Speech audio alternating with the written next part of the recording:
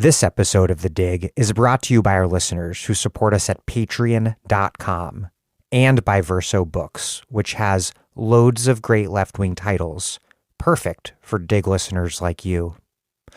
One that you might like is An Event, Perhaps, a biography of Jacques Derrida by Peter Salmon. For some, he is the originator of a relativist philosophy responsible for the contemporary crisis of truth. For the far right, he is one of the architects of cultural Marxism. To his academic critics, he reduced French philosophy to little more than an object of ridicule. For his fans, he is an intellectual rock star who ranged across literature, politics, and linguistics. In An Event, Perhaps, Peter Salmon presents this misunderstood and misappropriated figure as a deeply humane and urgent thinker for our times. An Event, Perhaps, a biography of Jacques Derrida by Peter Salmon, out now from Verso Books.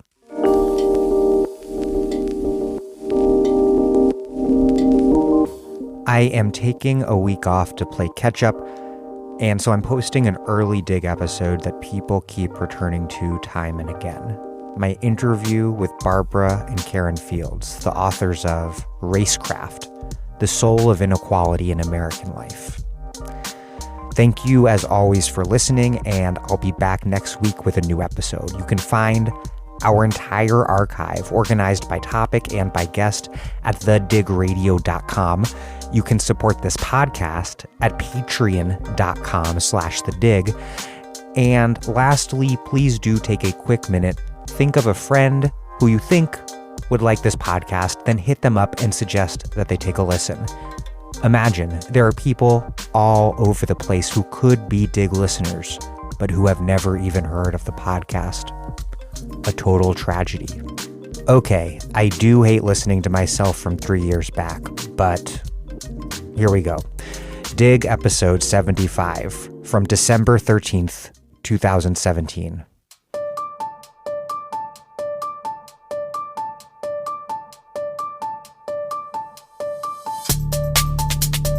Welcome to The Dig, a podcast from Jacobin Magazine.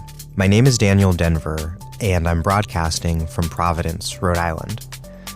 This year, Gallup reported findings from a poll headlined, Americans' Worries About Race Relations at Record High. The framework of race relations has long troubled me because it implies that the problems with race in America are based in some unfortunate interpersonal, communications-based lack of understanding, rather than in racism and the capitalist order that racism helps maintain.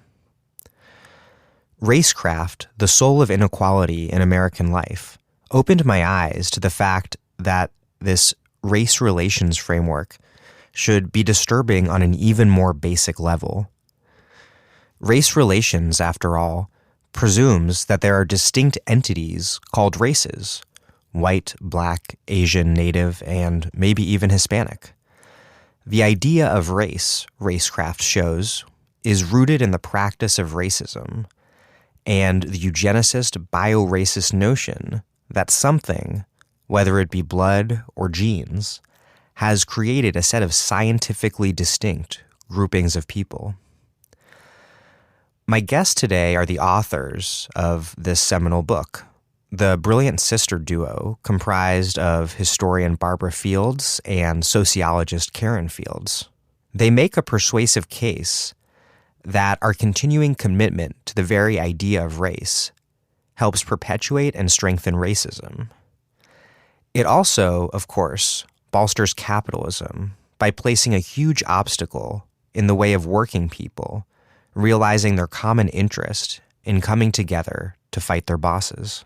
Briefly, before we get started, we are on our way to meeting our goal of 700 supporters on patreon.com for 2017. When we started this podcast about a year ago, we had no clue whether it would be a financially viable endeavor. Thanks to your support, it is on track to being just that. Once it is just that, we'd also like to make some big investments in improving guest audio quality.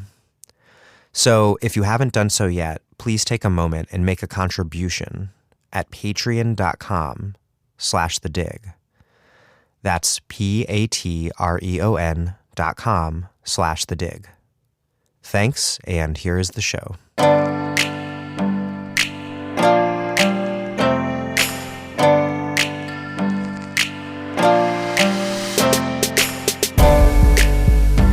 Barbara and Karen Fields, welcome to The Dig. Thank you very much. And I want to start by asking you to lay out the central argument of your book in some detail. I'm going to take a stab at it first, a nutshell stab at it, and see if I get it right. Racecraft, doing its work in the shadows, naturalizes and reifies the objective, visible existence of race. And race is a prerequisite for racism, but it's the action or practice of racism that is really the motor and at the historical roots of race. Do I have that close to right? There's some problems there, and one of them is your statement that race is a prerequisite for racism. It's the other way around. Racism being an action, it is acting on a double standard based on ascribed or putative ancestry. Racism, in other words, it's not an attitude, it's not bigotry or prejudice, it is an act. And it is the repetition of the acts of racism that makes race look like a real entity. And that is what has happened in American history. The term racecraft, which is your coinage, describes that overall relationship between racism and race? Let me try this one. Racecraft encompasses the fact that the race that's pictured by the subjects as real, in fact, is made to be real and envisioned collectively as something real. And so people begin to think, I have a racial identity, I am a black person or a white person, I have certain characteristics, I'm smart, I deserve to be on the bottom, and so on. These things are programmed in to people through the activity of doing that first thing, acts that ostensibly based on heritage, that put somebody in his or her place. Yeah, so the way I sometimes explain this to my students is that if you see a sideshow, my students have never seen a carnival sideshow, so I have to explain what that is. But then I tell them that there used to be, as part of carnival sideshows, an act where a magician would cut a woman in two, and it was all done with mirrors and so on. But it looked real, and the audience was spellbound by it. But at the end of the show, the lady would come back on stage along with the magician so that everybody could see that the thing was a conjuring trick. What I tell my students is that racecraft is a conjuring trick that doesn't need a conjurer on stage, because the onlookers' minds are also conjuring the spectacle for them. And racecraft doesn't end with the performer and the illusion appearing on the stage in their rightful being. Racecraft is a permanent illusion. So, and it can be a death-dealing illusion. One of the examples or groups of examples that we keep coming back to in racecraft is that of the police officer, an Afro-American police officer, or in a few instances, a Latino police officer, who is mistaken for a criminal by fellow police officers. And that is an act of, it is a consequence of racecraft that can end with someone's death. Because what happens is that a police officer who knows himself to be a police officer appears to be a black man to another police officer, who then carries out an execution. And then one of the way that sort of incident is popularly understood is that the person is killed because of his skin color. And you both write about how that transfers the action of racism from the perpetrator to its object or victim. Exactly. Yes, I think that's one of our main points, that race transforms the act of a perpetrator into a characteristic of the target. Race transforms one person's action into another person's being. And we see this happening every day. And people who are the targets participate in it as well, because they can't help it. It's not a voluntary action. It is part of what we're engulfed in, because we live in the kind of society where racist action is our reality. I would like to tag on to that people may experience it in a way that they take ownership of it. They believe that they are what Racecraft makes them. Race is an identification and an attaching of a label, a name, or a description to somebody. It's not identity, the person, him or herself, but it quickly has that transmogrification in thinking about my identity as a black woman, when I have an identity that's not as a black woman, that says Karen Fields, and that, I think, comes first. Yeah, and you see it clearly in an episode that was before probably most of your listening audience was born. But an immigrant from Guinea in New York City was shot by the New York City police, and because the police were looking for a black rapist, and they saw this man Amadou Diallo. Amadou Diallo. I don't know if that name means anything to most of your audience. And the newspapers talked about it afterward. The well-intentioned press talked about it as something that had happened to him because of his identity, which couldn't have been more wrong. His identity had nothing to do with being a black man, as the police probably identified him. He probably thought, if he didn't think of himself as a Guinean, he may have thought of himself as a Molenki or whatever his people were. That's how he thought of himself, but it didn't make any difference. The police officer's identification of him was what controlled the moment, not his identity as he defined it. And that is one of the characteristics of racism. Even though the targets may imagine that their race is their identity, but in fact it's an identification, and they can choose to identify, others identify them, but racism determines that one can override the other. One thing that you two write about is how deeply held this belief, or really ideology, is that even amongst avowed opponents of racism, there's this idea that racism is prejudice related to something objective called race, that's the source of racism. Mm-hmm. How does that thinking play into liberal anti-racism? Part of it has to do with the liberal anti-racists evacuating the class content of American society, so that they can talk about race and racism in a vacuum. And as soon as you do it that way, you're in a self-defeating cycle, because then you have the people you've identified as a race who are permanent targets and victims, but they have no access to politics. You don't even conceive it as a political situation.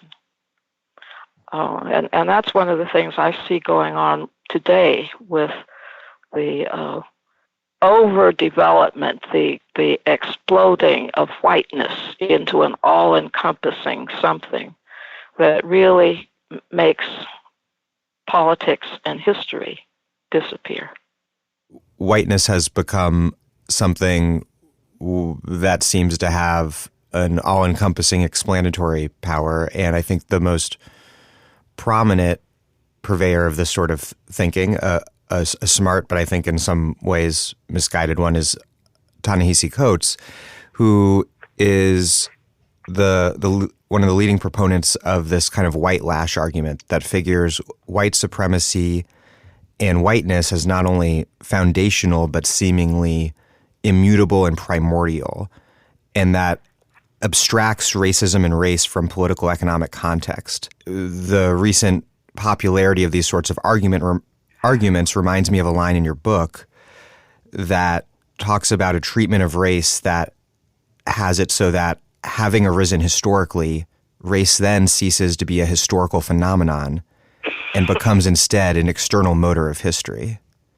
Just when you said that, reminded me of a line, I think it is quoted in Racecraft, of my mentor, the great historian C. Van Woodward, who, in talking about white supremacy in the closing decades of the 19th century, said the question was never white supremacy. It was which whites will be supreme.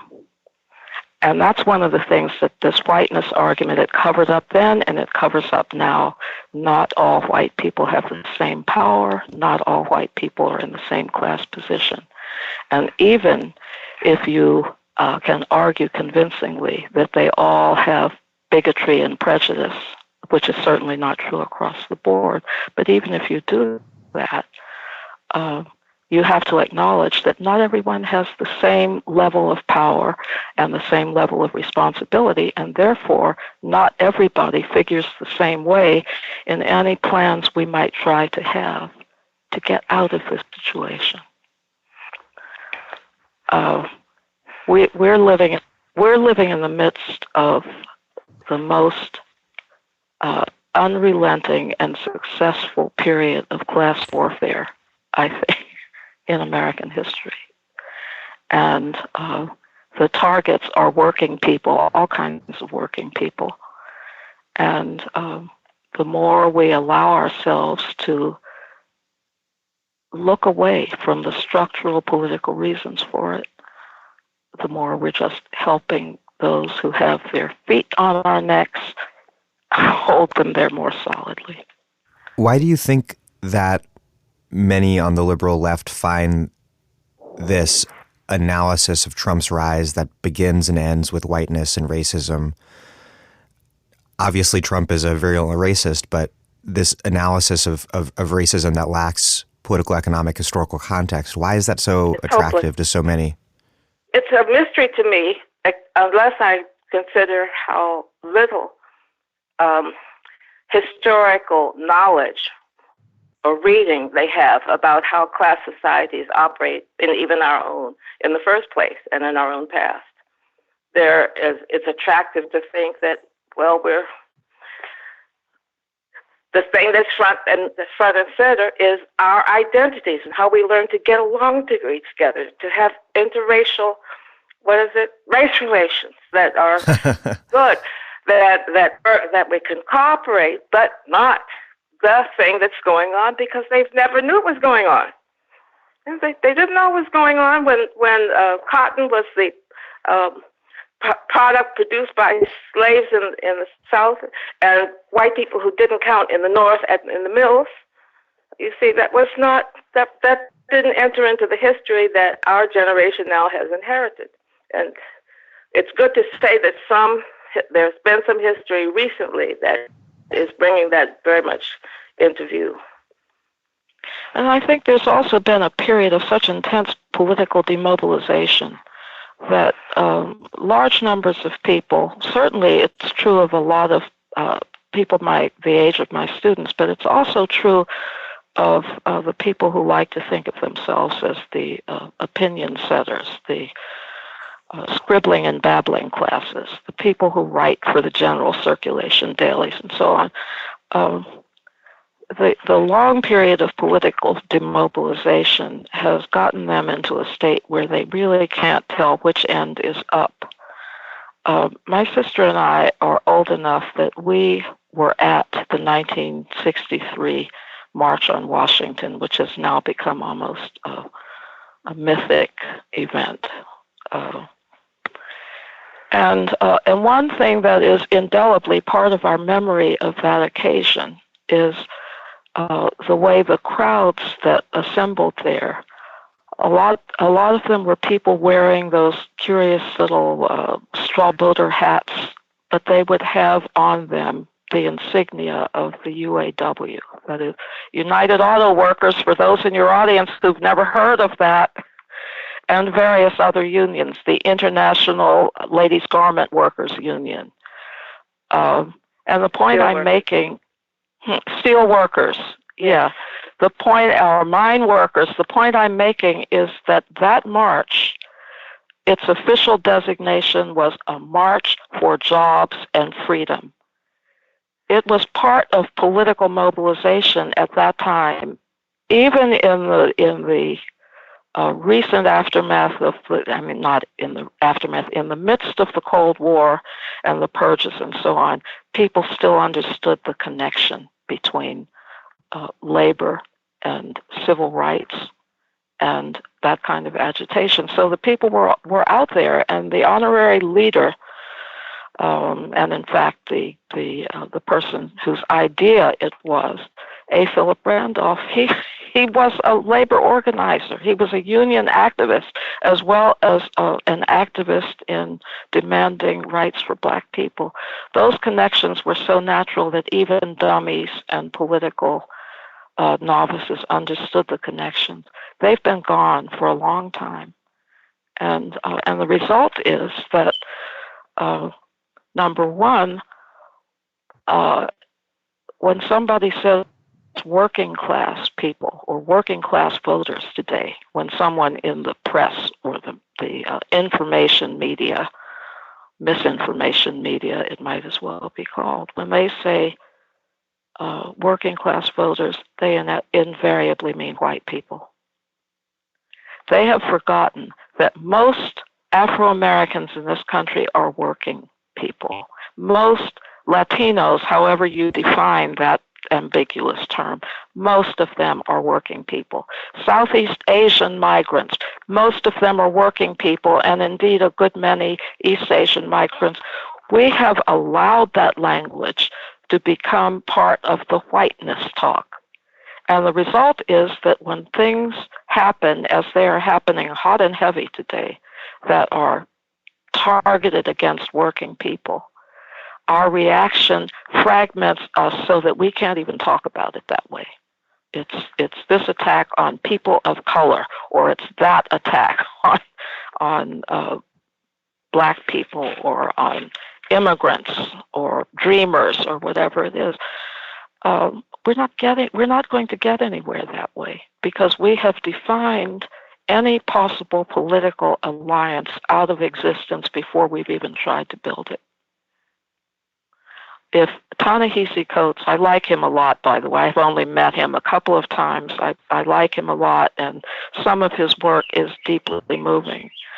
But Ta-Nehisi Coates, if he were right about the situation, you'd have to say there's no exit. There's nothing we can do.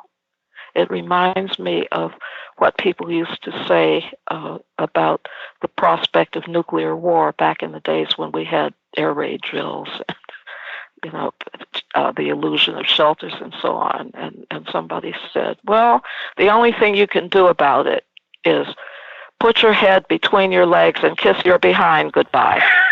Duck and cover. That seems to be the political prescription that comes out of the whiteness. I don't know if whiteness is the right term for it, but that comes out of the primordial white racism argument. There's nothing to do about it. Put your head between your legs and kiss your butt goodbye. A corollary argument that people like Coates make is that attempts to talk about class are efforts to distract from racism or to exculpate the white working class for its bigotries. It's a devastating bad mistake. It's just intolerable as a mistake. I'd like to come back to having said that the idea, the personalized, the identitarian understandings lead you in the wrong direction. And it leads many people in the wrong direction. And they tend to say, we're talking about that now. That's fundamental, not economics, not class. You bring class in, you're trying to deny the reality of human existence in an identity. But that is the big mystification that is achieved by Racecraft. It looks like what looks like a relation between people. Race relations is really an economic relation that's subverted, that's submerged. That's the American ideology. We have a poly-human society, and we have an economic order that goes relentlessly in the same way as untouchable and untalkable, because people live in identities without understanding. They live in the world of work. Now, but the era that Barbara was talking about, the labor era, they were fighting fights to get rights. But now that's not here, and not even legitimate in the eyes of some people. Barbara, catch me if I've gone too far. I'd like to ask some of the people who believe deeply in this framework of it all has to do with the white psyche, or I don't know where it's located. The psyche, the guts, the bowels, I don't know where it is, but the white something. I'd like to ask them, well, so what do you do about it? What do we do about it? Do we sit back and just allow the juggernaut to run over us? Or do we do something? And if we do something, what is it? Now, here's the other thing about the white primordialists, and that term used to be used back when Winthrop Jordan's White Over Black was the talk of at least the scholarly people discussing this.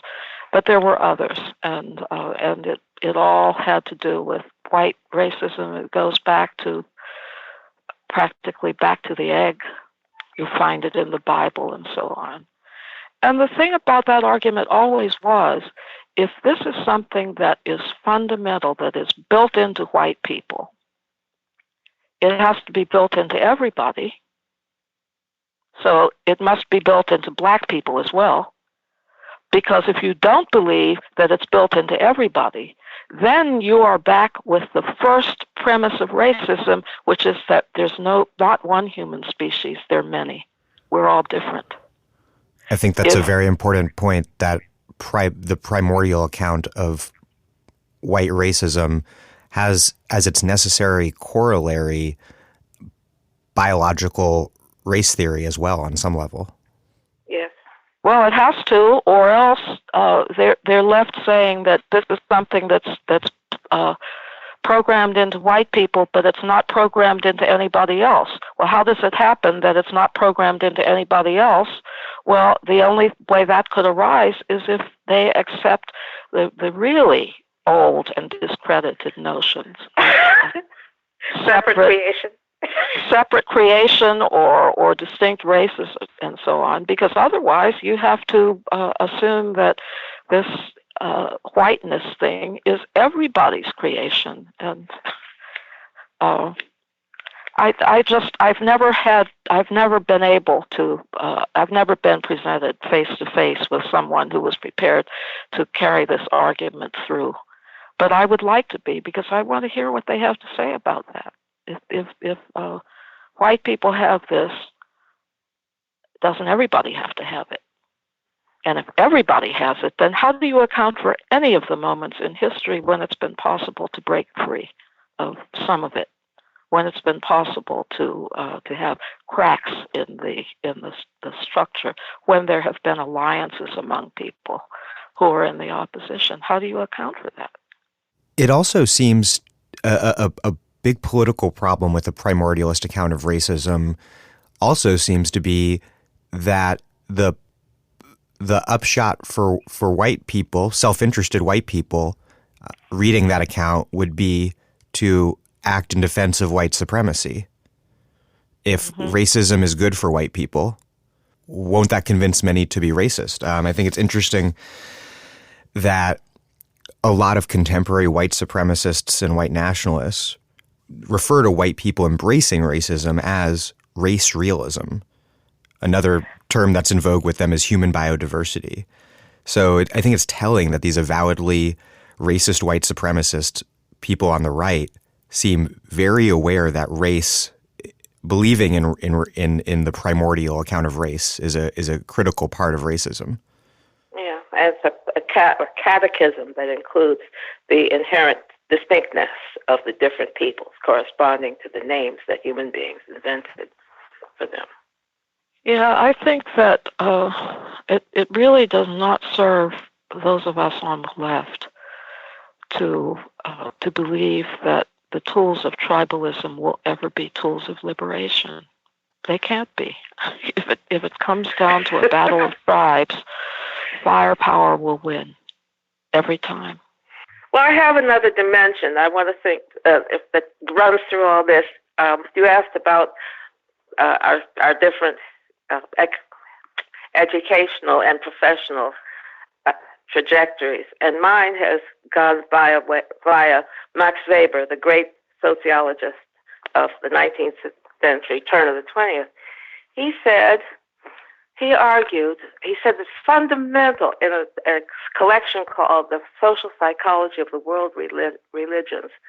What's fundamental to religion is an explanation of misfortune, that a theodicy that explains why some people do well and some people don't. And there's a route to calm in a society if everybody shares that theodicy. And that's a religious thing he was talking about, but I think of race thought as religious in that sense. It is very definitely there as something to answer the question, why are we so blessed for the people who are doing well and who think they're the most beautiful creatures that were created, and and those who didn't do well, something was wrong with them. Let's find out what it was. Is it the skin color, which entails low intelligence and laziness, or what is it? You see, that becomes a language for explaining the facts that are, quote unquote, explaining the state of affairs, without doing so, but with a mystique that people then take on because they have the objects, they have the races that are daily constructed by the rituals that we go through that establish the inferiority of some people and the superiority of some people. And Barbara and I emphasized a lot those actions that go on because we're not talking about a thing. The set of ideas is a thing. We're talking about actions that both express and recreate those beliefs, those ideas. And so Chapter 2 is about things you can see if you're walking down the street, if you're paying attention, that are rituals that establish bad fortune for some and good fortune for others, and the feeling of it if you're in it yourself. So if you are on the committee that designs the segregation law for Charleston, you know it's on your, you benefit from it psychologically. And you explain the situation of others to your satisfaction. And if they can control what those other people are taught, they'll teach themselves the same thing. I think that's underlining an important point that I wanted to ask you about, which is how the practice of racism conjures up and recreates race again and again.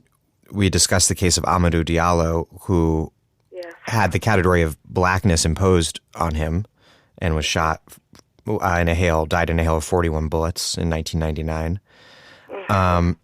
Other things that come to mind as examples of how racism currently reproduces race are the huge numbers of black people in prison, and how that not only marks black people as criminal, but really produces blackness. And similar things with residential and school segregation, and how the black ghetto or the almost entirely black urban public school for many people, seem to be the result of the action of Black pathology rather than of racism.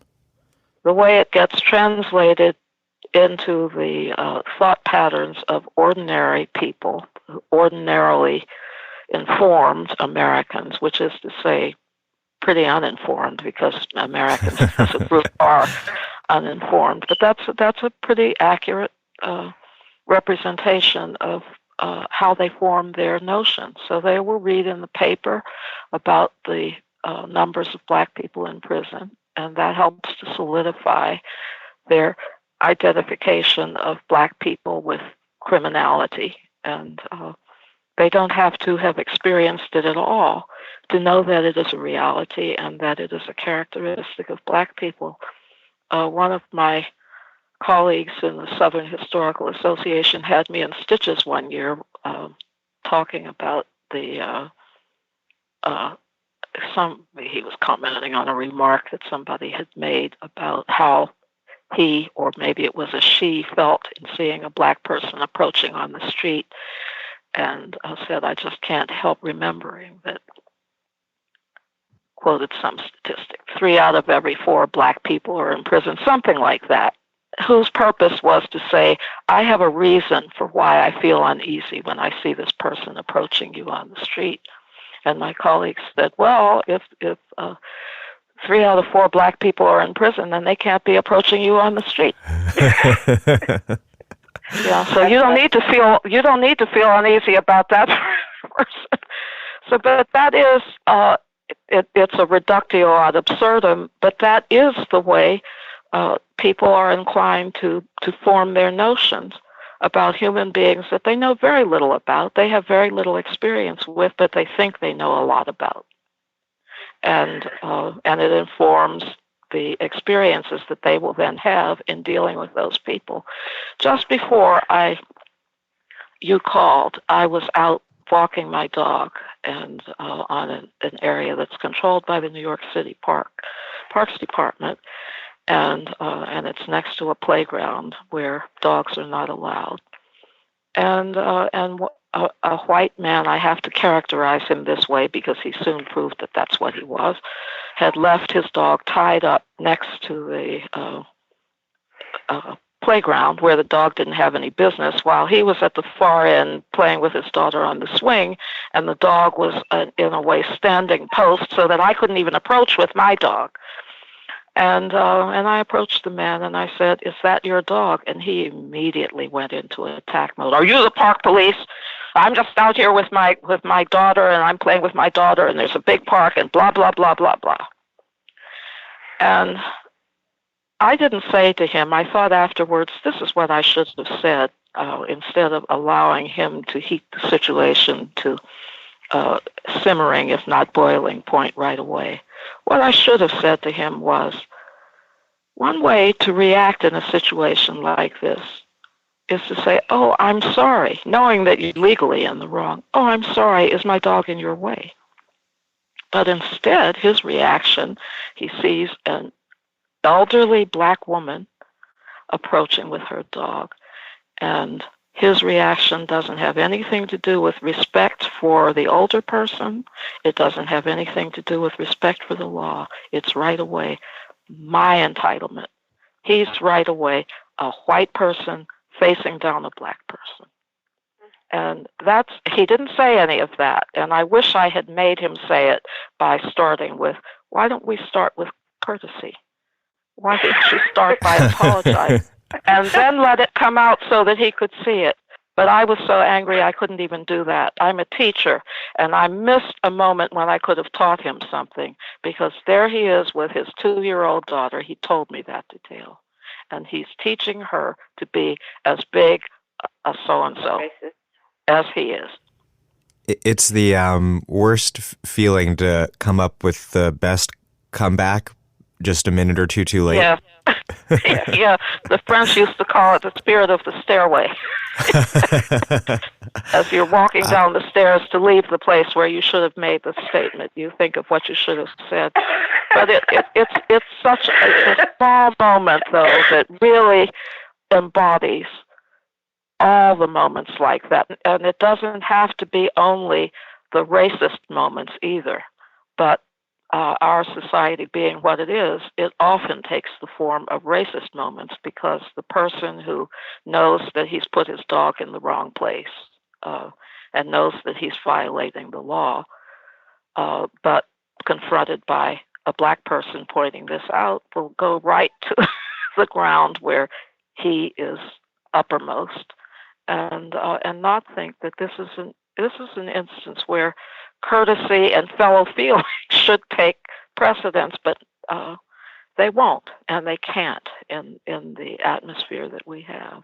This reminds me of the discussion in the book of Du Bois and the notion of double consciousness, and something that was palpable for me reading the book was that it seemed to be motivated by both of your very understandable, I assume, lifelong frustrations over not being approached as Karen and Barbara Fields, but immediately interpolated as Black woman.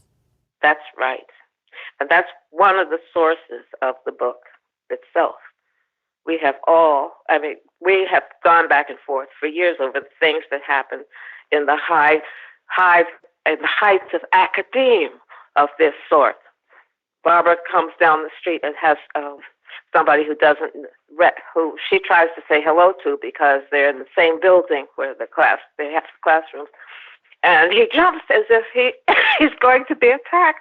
He doesn't recognize that she's a colleague, and there are many stories like that. And there's no amount of time it seems that you can be around there without looking like you don't belong there.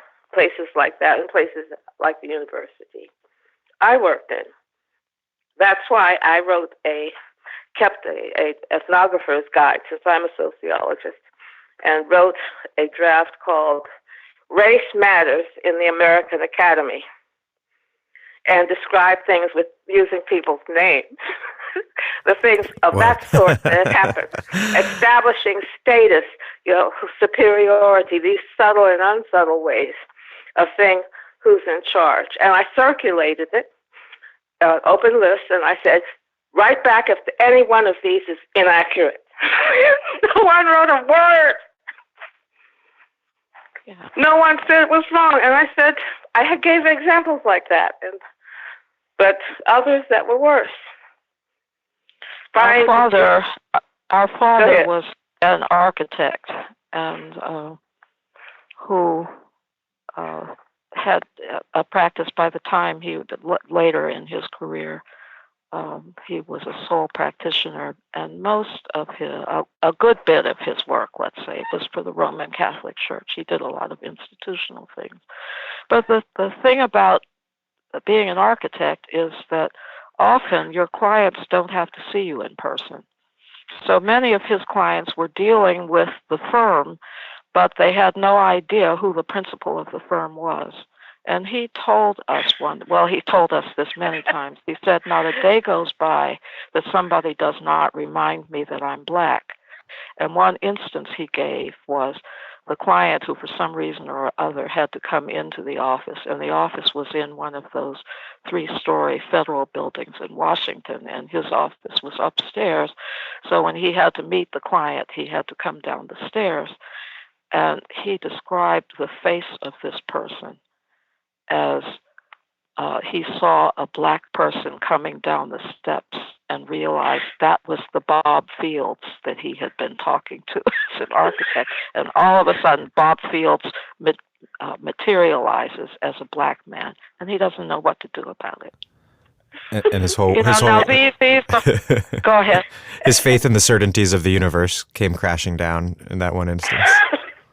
Yeah, but you look at dozens of those situations and what they teach all the people who are participating in them about the way the world works. Now, I mentioned one of them in the article that subsequently appeared in Racecraft because it the Huntington, I think it's Huntington, Pennsylvania. No, I was coming to that one too.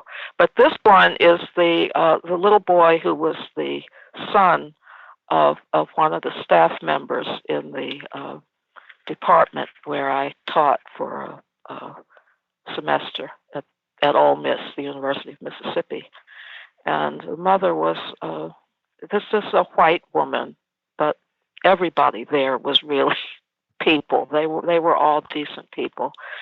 And one day she was telling us that her son had come back from school or playground or someplace where he was with other kids his age, 4 or 5 or something like that. And he was talking about one of his playmates, and his mother asked him if the playmate was black. And the little boy said, "No, he's brown." And then the mother chuckled, and when she told the story to everybody else around there, we all chuckled, because for everyone, I think it was in the first place, it was a story about the innocence of childhood and about the fact that children don't know anything about races. They don't think anything about them. They don't come naturally to racism. So that was the first and heartwarming level of that story. But the next level of the story for me was reflecting on what that little boy learned when his mother chuckled when he said, "No, he's not black, he's brown." And what the little boy learned was that the answer I gave to that question is not the right answer. Grown-ups like it and they laugh at it, but the fact that they laugh at it tells me that it's not really the right answer. So the next time he's asked that question, he will know that to ask whether his playmate is black is not to ask for a description, it's to ask for a classification. And he will grow up knowing that. And this is every American's miseducation and every American child's miseducation in racecraft. Well, yes, it is, but look at what else it is. It's also in Oxford, Mississippi, at Ole Miss, which still lives in infamy. It is also an illustration of a white person who is happy because her child is growing up free of racism. And that's what stimulates the chuckle. That's what makes it funny to her. So here's a person whose faith is good, whose will is good, whose intentions are good. And she's reacting to a situation that could happen anywhere in the country, but her reaction to it is, "I'm so glad that my little boy isn't a racist." And while she was reacting that way, she was teaching him as a friend of mine, an email friend. I only know him from email correspondence. She's teaching him what that friend referred to as learning how to color. And children have to learn it. It's not programmed. We don't have it automatically, but somehow they learn how to color. And they can learn in innocent situations, even heartwarming situations, or they learn in the situation you just referred to, the children at the playground, at the swimming pool, at a country club. Karen knows this story better than I do. Yeah. Where the children had been permitted to go by the director gave permission. Yeah. But some of the members were not privy to it. And so there was a reaction of horror when all these black children show up.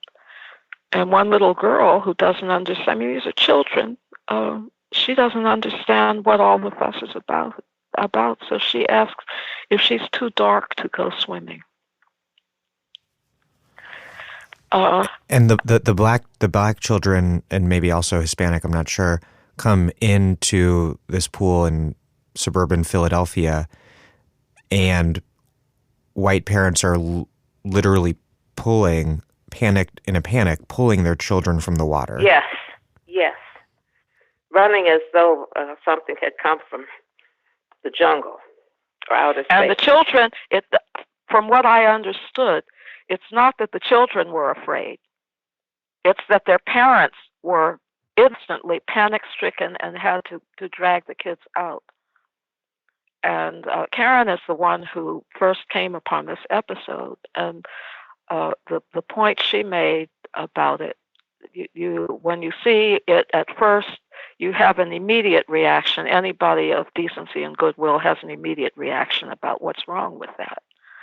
But the next reaction on reflection that Karen had was the news media are prepared to cover this from the standpoint of the black children and how they felt about it. And it was one of them who featured the little girl saying, "Am I too dark to go swimming?" But the point Karen made was, what did those white children make of that situation? And they didn't try to find out. They did not think it was a question. Yeah. It's a kind of incident that is educating those young white people to have the same sort of beliefs about race that their parents did in grabbing them out of the water. Yeah, exactly. And the thing is, terrified. Yeah, and the further point about that is that just as that little black child didn't know what all this was about, neither do the white children at first. And some of them will have reacted, no doubt, because children react this way when they see something that they think, that's not fair. That is one of the reactions that comes from young children out of their own play situations and their knowledge of the world. So some number of those white children probably reacted with distress to what happened. We don't know that. And we don't know what they asked. Parents why it was necessary, natural, and normal. Yeah. We don't know what conversations happened after that or what questions the white children asked. So, and there you have it. And the people who make an overweening monster out of whiteness, it's something built into white people, they're not looking at the textural details of a situation like that. Because if they did, then they would have to focus on this as something that is historical and it's particular to situations. And it's and it's contingent and thus defeatable. Yes. Yes. I mean, this is anybody who had all of the great thinkers about human societies who have tried to tackle it. They start with the assumption, if we figure out how this thing came into being, then we can figure out how to put an end to it. That was Marx's approach in talking about capitalism and capital. C. Van Woodward, when he tried to get at the origins of segregation, for all the attacks that scholars have made on his work since then, his main point was, if I can figure out where this thing started, then I can figure out how it can stop. If we don't have a historical understanding of these things, then we are trapped in a kind of Groundhog Day. And the thing has to just keep going on and going on and going on, and we have no clue how it began, and therefore no clue about how we might bring it to an end. And that's the crime of this type of thinking. You chose the term racecraft by way of analogizing it to witchcraft, which is compelling on a lot of different levels. But for listeners who are not familiar with witchcraft and with the anthropological study of it, can you lay out how witchcraft operates and why the analogy works? Well, yes, there's a reason the analogy works that doesn't serve my purpose. This is Karen speaking. They think that it means dismissal, that has no intellectual worth because witchcraft isn't true. And so I have to be careful with that. I was working on African religions before I came to this project, and they're a kind of thing that happened in the area I was studying that were witchcraft removal, revivals. And it was a very active cleaning of evil out of countries. And anthropologists became interested in saying, how could people who otherwise seem so practical have ideas like this?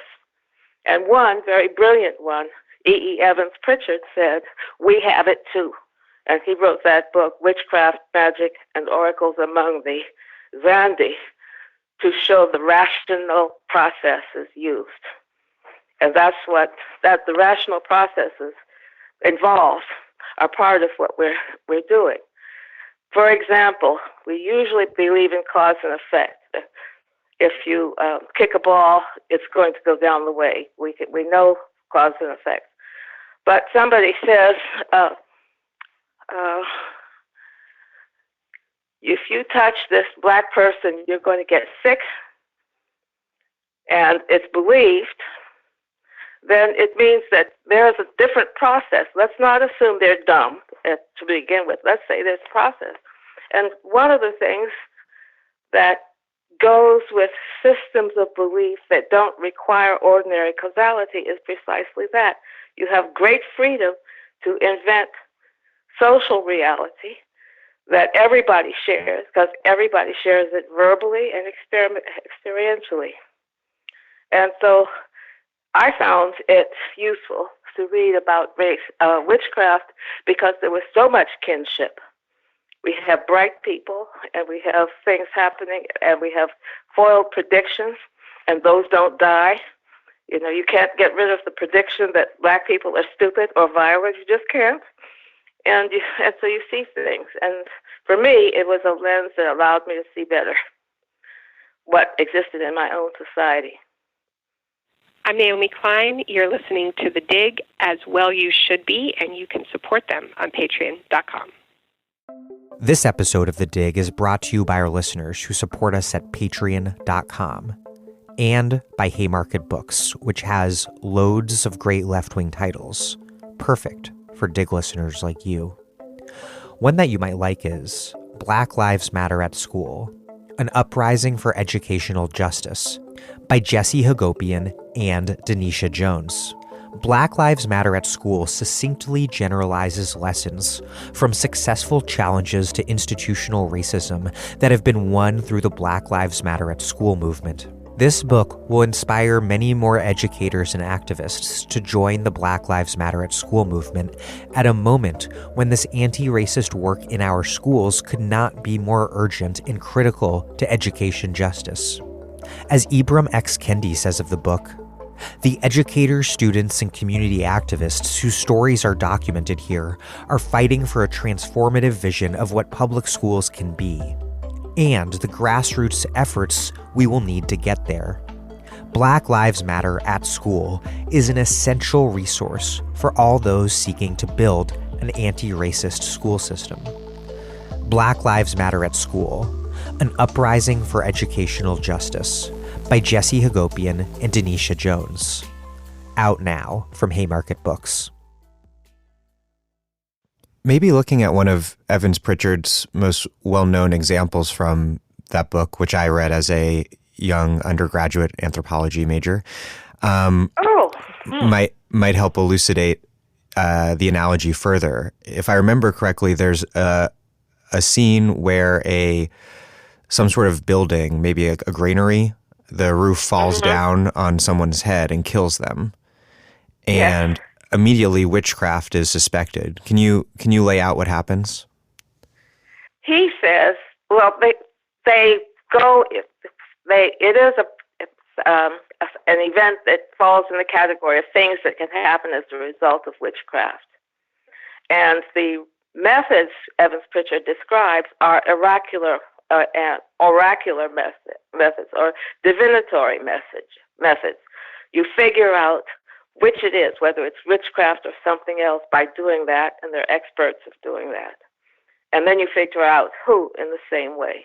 And then there are ways of proof. You find a certain kind of thing in the body of somebody who's a relative who died, or the person who's suspected of witchcraft, and so on. Those are the things that rationality can achieve in the service of things that on the surface are not rational, because witchcraft is not possible. It's amazing. The center problem of witchcraft, witchcraft is what I was saying a while ago, the theodicy problem. Again, why do bad things happen to good people?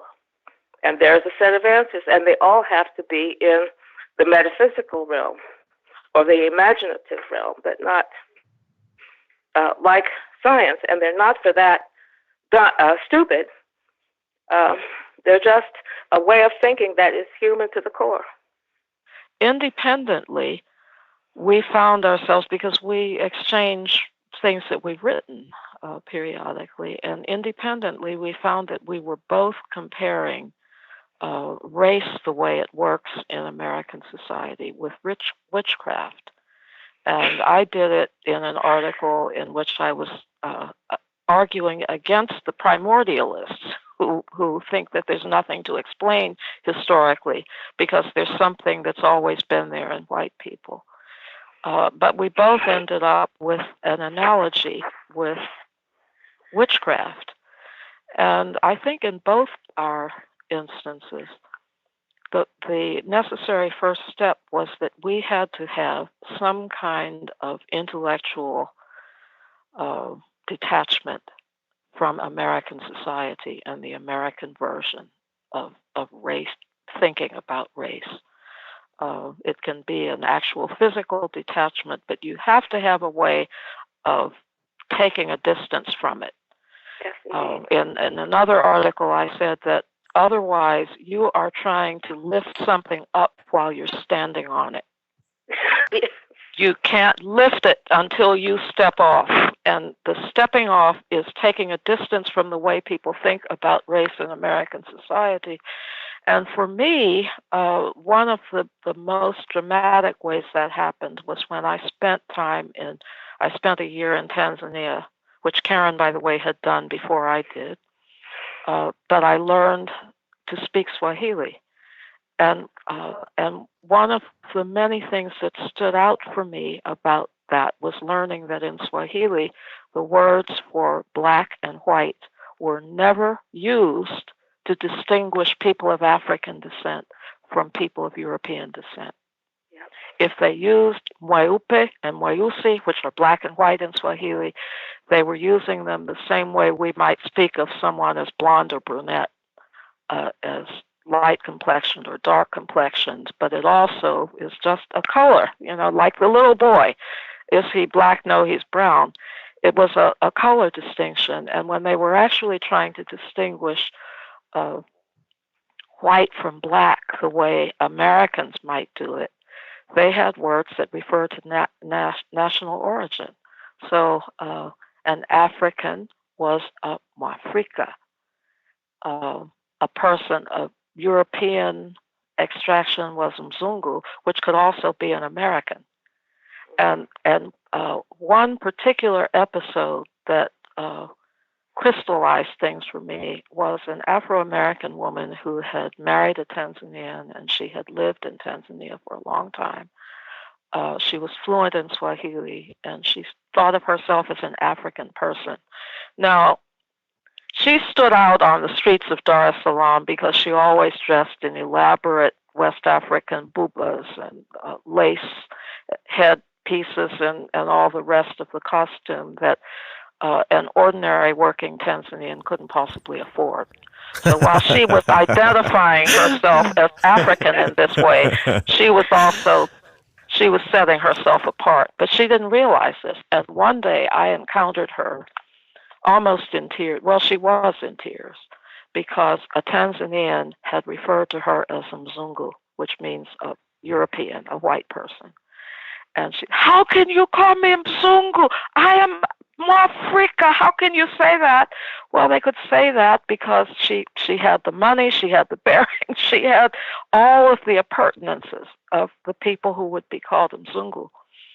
And so that meant that this whole way of talking about people's origins or their belonging or the way they looked just was incommensurable with the way we do it in the United States. And I needed to experience that in order to be able to write about race when I came back home and went to graduate school, because that was being in a place where I was surrounded by black people, but not black people. You see, they were Wa Tanzania, or they were Wa Africa. There was a Ghanaian woman in the circle in which I often moved in Dar es Salaam, who actually was criticized by some of the local people because she couldn't speak Swahili and they didn't believe it. Well, how can she not speak Swahili? So they thought she was just being a snob. So I had a whole system of classification to understand that was engaged in by people who would be, by Americans, they would be classified as black people. And that took race, that turned race into a historical phenomenon for me, so that when I wrote about it later, I couldn't write about it the way the primordialists did. It just... The story you tell about this woman, Dar es Salaam, is in some ways the inverse of Amadou Diallo's story and of these sort of racial classification systems being lost in translation. In Diallo's case, obviously, it was a tragic and horrific, and in this woman's case, in Dar es Salaam, farcical. But they seem to carry both point towards similar lessons. Yeah, and one thing, I didn't say this when we were talking about Diallo, but one of the things that I have long thought about that situation is that if the police officers had realized that he was African, they wouldn't have shot him.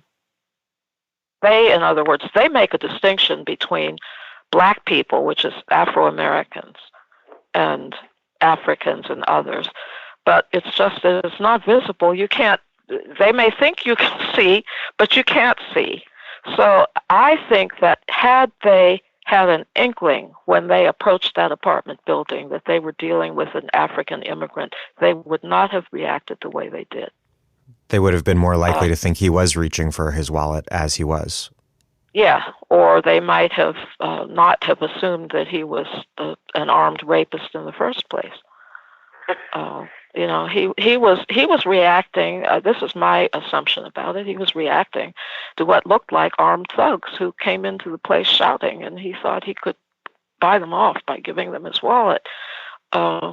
Nobody, no white police officer would ever assume that a black person, which is the way they saw him, could react to a white person as to a street thug.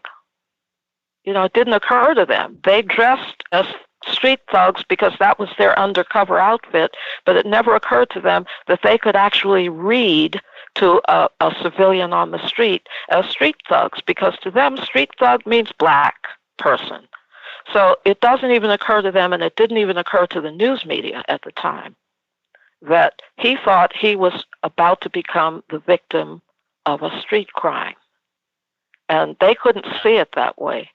But I think that if they had recognized him as an African, maybe they wouldn't have believed that even an African could see a white police officer as a thug, but I think they would not have seen him immediately as a threat that needed to be taken down with gunfire. I think an important point in your book, you were both talking about this critical distance necessary to see racecraft for what it is, that you can't pick something up while you're standing on it, I think is the way you phrased it. Yeah. And what you identify racecraft as is ideology, which is a word that I think you use in its Marxist sense rather than what it might mean in its various colloquial uses. Can you define the term ideology in the sense that you're using it and explain how racecraft operates as an ideology? I can't quote from the German ideology, or for that place in the book on chapter 4 of chapter 1, section 4 of Capital, Fetishism of the Commodity and the Secret Thereof. But first thing I would say is read that, and you will see the man coming to grips with the transformation of an ordinary object into something else through the social process, of trade.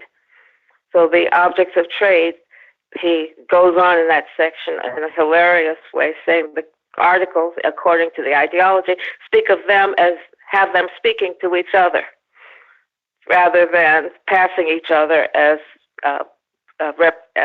communication from the source of the sender and the returner there. And it's a clouding of reality that you cannot see in the day-to-day process of whatever it is, because it's not there to explain itself. It's there to operate on understandings of how it works that are in a place or trading would not be possible.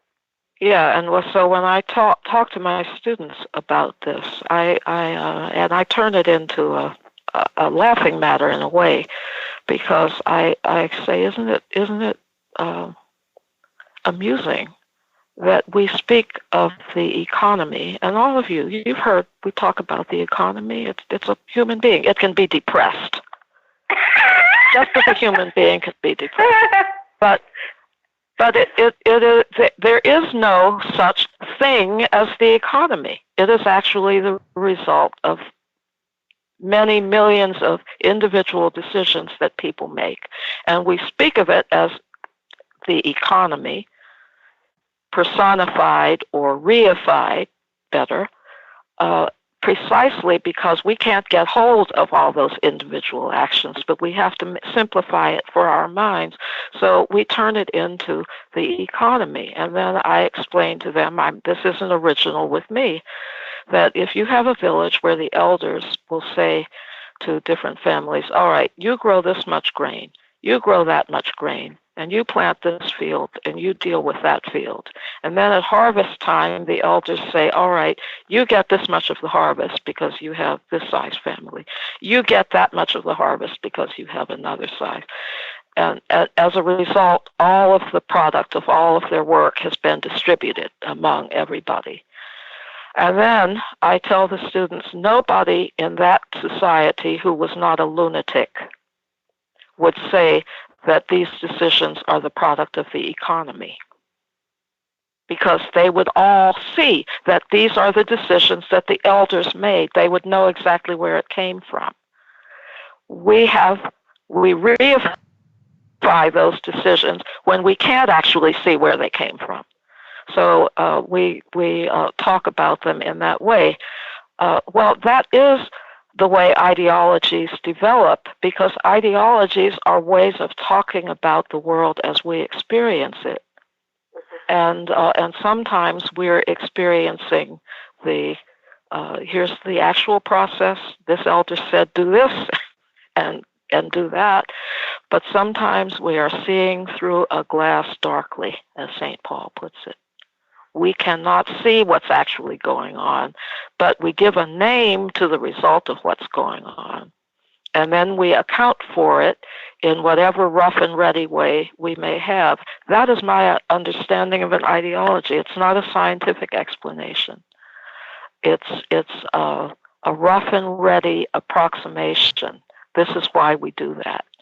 When you get to, and this is an example that I have in the article and I use it with my students often, when you come up to a red light, you don't sit and ruminate on the philosophy of what you do at an intersection that is controlled by a red light. I used this example once talking to an audience in Brazil, and they laughed at me, though, because I was talking about a society where you actually stop for a red light, and they were laughing. They said, nobody here stops for it. But the point is, we do have a reason why we stop for the red light. And there's an explanation that actually makes a lot of sense, but it's not a calculation that we make at the corner. The explanation is everybody understands that regardless of our respect for the law or not, we need to know what everybody else is going to do at the intersection. And we have lights there or stop signs or some other convention if there's nothing material like that, so that everybody knows what everybody else will do at the intersection. And when you are a teenager and your parents are teaching you how to drive, they will tell you what you're supposed to do at a four-way or at a red light or at a flashing yellow and so on. Well, that's the approximation of an ideology. It's what you need to know to get through the intersection or to get through the day. It is not. And it need not be demonstrable by thought process outside the context in which that's being done. Yeah, and it may not, and it need not be aware of Who designed the first traffic light? Where was the first traffic light? How did people react? You know, you don't have to know all that. You have a habit of doing a certain thing when you come to that light, and you have an explanation that's good enough for why you need to do it. And I tell my students that it not only is it not scientific, but it better not be too detailed in how it gets to grips with the underlying reality, because otherwise it puts you in the position of the mythical millipede who was asked, how in the world can you walk with all those legs? And as soon as he stopped to think about it, he couldn't walk anymore. Ideologies are what allow us to walk with 1,000 legs and not think about it, because if we think about it, then we can't do it. And so, with regard to racecraft as an ideology, would you agree with Stuart Hall's formulation that race is the modality in which classes lived, class relations experienced and fought out? It can be. And I think in this country, that's as good a statement as any, because when people weren't a race by virtue of being Africans in European society, but they became that after they arrived. And in the United States, because they were incorporated into a society where people could take freedom for granted. In other words, it was not a society premised on the normality of slavery. Slavery was normal and became even more normal in part of the country, but in the country as a whole, it had been present from the very beginning. All the 13 original colonies had slavery at the time of the Declaration of Independence. But shortly thereafter, most of them either abolished it or they began the process of abolishing it. So enslavement became a sufficiently anomalous situation that it had to be accounted for.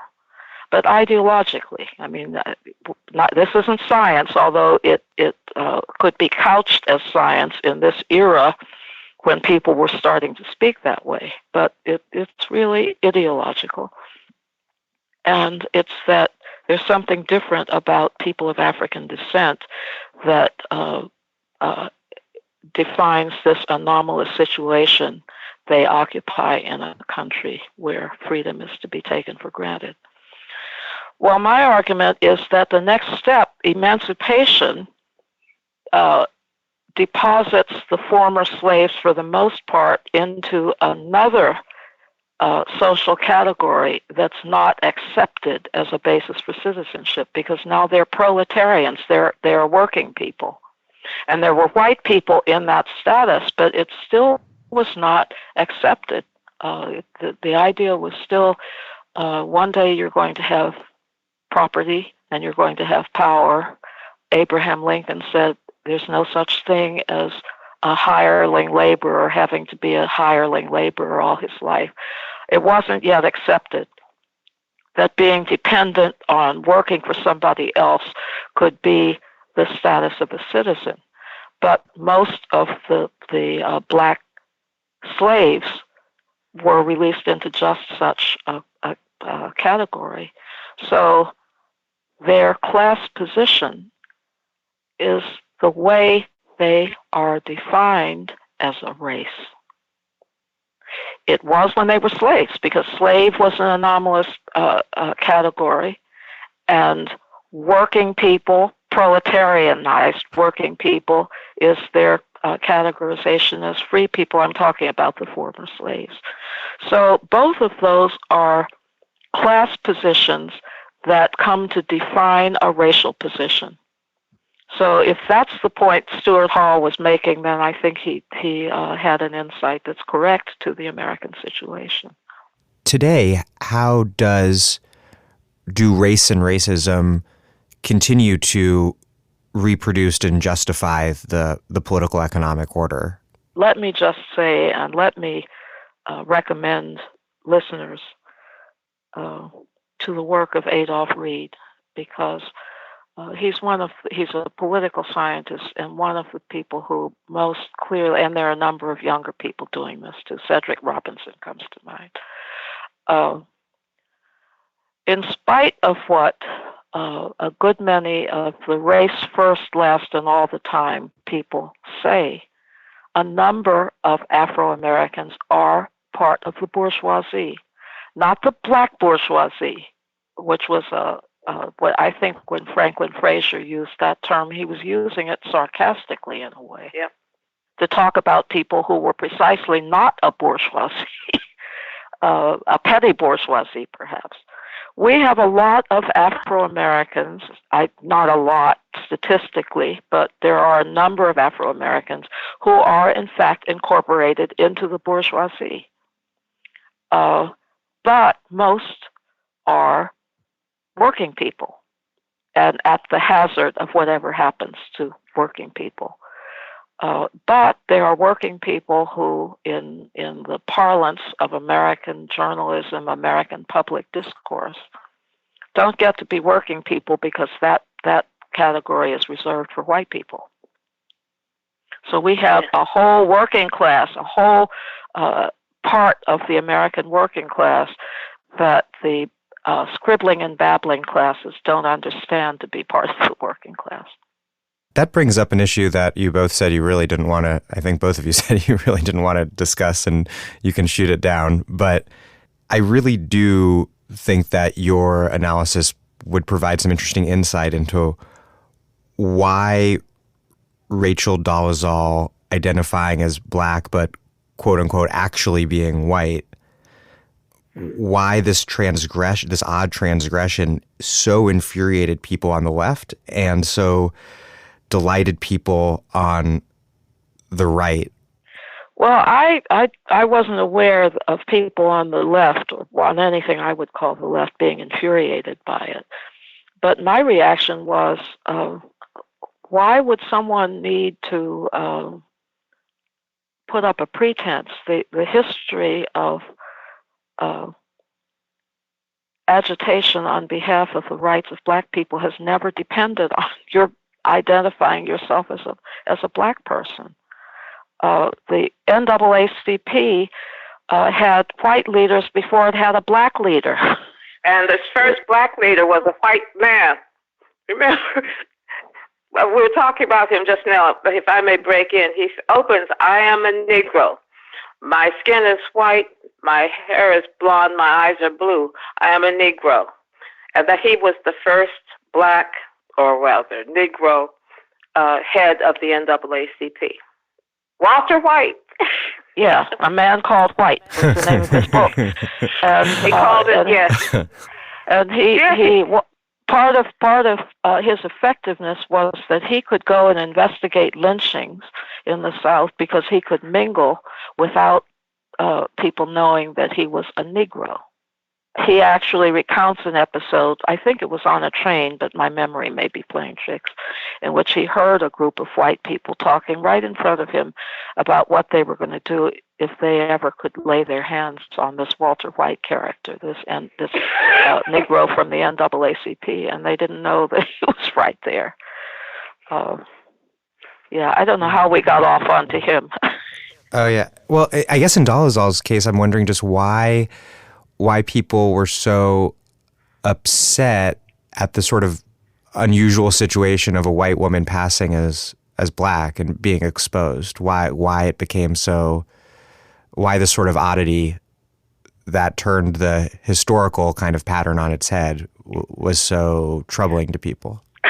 Well, I said all that to say that it didn't trouble me, except that I thought here's another oddity that people are, it's another rope-a-dope. We're going to focus on this one. There are more important things going on, and who cares? I couldn't understand why she would need to pose as anything, because she could be a leader of the NAACP as a white woman. You know, it doesn't matter. So, and I don't understand why anybody would have been upset by any of it, except to the extent that it was a stupid conversation, a stupid episode that was treated as though it were something of major importance. And that's why I said, he said we shot it down. Yeah, we're tired of people talking about racial identities as though that's the issue. It's not the issue.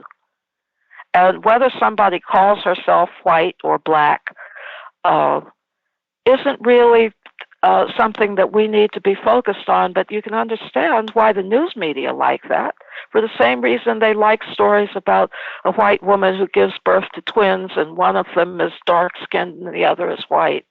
And then they turn it into a whole episode. And I know they're going to just go nuts. They've already started with the woman who's planning to marry the Duke or the Prince of whatever it is in Britain. For many, it does pass as an issue of justice. I as absurd as that sounds, that Rachel Dolezal saying she's black is people would use this language, I'm not making it up, that it's doing some sort of violence to black people. Yeah, I know. Well, their identity. The category I would put it in would also include the people who get angry because a white woman wore her hair in cornrows, or who got angry at the novelist who, in a deliberate protest against the charge of cultural appropriation, she gave a talk wearing a sombrero.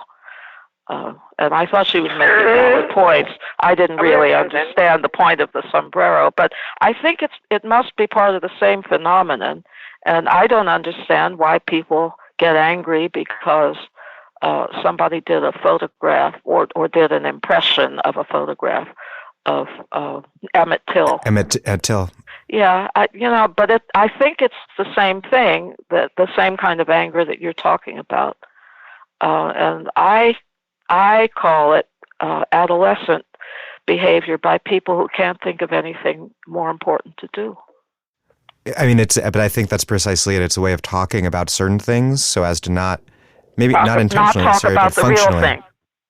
Yes. Yeah. Which brings me to another part of your argument. I personally think that it is analytically important to identify the way that racism has different within capitalism has disparate impacts on different groups of people. But I think you make a very important point about the exclusive focus in some quarters on racial disparity, because by implication it proposes that once the ruling class, working class, and poor are demographically representative, that everything will be great. Or as you two write, that there are people whose most radical goal is the reallocation of unemployment, poverty, and injustice rather than their abolition. Tell me about the focus on racial disparity, and for someone like me who does believe that it needs to play some role in analysis, what role, if any, you think it should play in a left-wing critique of the ruling political economic order? Everybody needs to be able to know that exists as a fact, well documented. But that fact won't carry a lot of water elsewhere. But it does matter if you're talking in the air, hand waving, rather than saying this and this and this exist, when you're making a claim to an action to affect the North Carolina's allocation of funds toward the support of agriculture, for example, when they lost out as they did on exports. But it is important to be able to speak of facts. But speaking of facts is not a politics or a guide to policy. You have to use the facts. You have to have a plan. Happening. Yeah, you have to know what you're going to do with it. We know that agricultural workers working in for the big growers, as the California people call themselves, they're not farmers, they're growers. We know that the people who work in those fields are subjected to pesticides as well as to all kinds of substandard, and I said California, but I could have been talking about other parts of the country too, substandard conditions. But if you turn that into an issue having to do with the identities of people of color, then you have let the agribusiness farmers off the hook. Yes. And we know why they take advantage of the workforce that has to do that has to approach closest to the pesticides, and it has to work without proper sanitary conditions sometimes, and so on. We know why they're doing that, and it's not because they have anything in their hearts about so-called people of color. It's because they're getting their work done in the cheapest way they can get it done, and they're happy to do that, and they don't really care about which people they're exploiting to do that. C. Van Woodward has a moment in his classic Origins of the New South where he's talking about the publicity about poor white people in the South and how they were often marketed to would-be investors from outside because they're not amenable to unionization and they'll accept low wages and so on. And part of the prospectus that they were selling to the outside people is, here is a group of people, they're out of history and out of time with an Elizabethan flavor. And Woodward really made fun of that. But he said that when people were selling the workforce that way, they really didn't distinguish that much the color of their wares, because the people who are buying don't care. They care what they're going to pay people. And this is the asymmetry of it, that the people who are the engine of this kind of exploitation, whatever they may say, they have their eyes on the prize. But we, who think we're trying to dismantle this, take our eyes off the prize all the time, and we allow ourselves to be rope-a-doped. We allow ourselves to get carried off in conversations about racial identities this and racial disparities that. When you mentioned racial disparities, by the way, I just thought of one of Adolph Reed's articles where he quotes an item that appeared in The Onion that it just said, these people are the most likely. Didn't have a predicate, just most likely. It was a comment on the disparity arguments, and it was in that context that Adolph Reed wrote about it. But I do think of it as a kind of rope-a-dope strategy, because you get people focused on something that's not really the essential. Yeah, and then you let the so-and-sos, I'm trying to use parliamentary language, you let the so-and-sos off the hook. One example you use in your book about how Racecraft makes people unable to, that basically racism not only legitimates a class project but also obscures it, and obscures people's ability to see that the class project that's underway. You point to the reception of Richard Herrnstein's and Charles Murray's infamous book, The Bell Curve. They're neo-eugenicists, no doubt. They're racists, no doubt. You write that the focus, though, on their racism at the exclusion of all else obscured the fact that they were that their overall argument was really about the degeneracy of poor people as a whole. And that was missed by mainstream critics. Yeah, they were justifying class inequality. And we just recently had another go-around here at Columbia because Murray had been invited to speak. And I think most of the students who wanted to agitate, good-hearted students who wanted to agitate against it, and the faculty supporting them, I doubt that very many of them had read the book. And certainly they had no clue about the class dimension of it, because all they knew was that they had heard forever, he's a racist. That's how they marketed the book at Free Press, I believe it was. Yeah. Yeah, because that's the photogenic part of the argument. The part of the argument that's not photogenic is the part that says that working class white people are where they are because they're not very smart, and they're backward. And that was the entire focus of Charles Murray's, I don't know if it's his latest book, but a more recent book. I think it's called Coming Apart. Yes, is basically looking at these I've been reading that. Yes. Degenerate white working class people of Philadelphia. When the well-meaning progressives around here wanted to agitate against it, that wasn't what they picked up.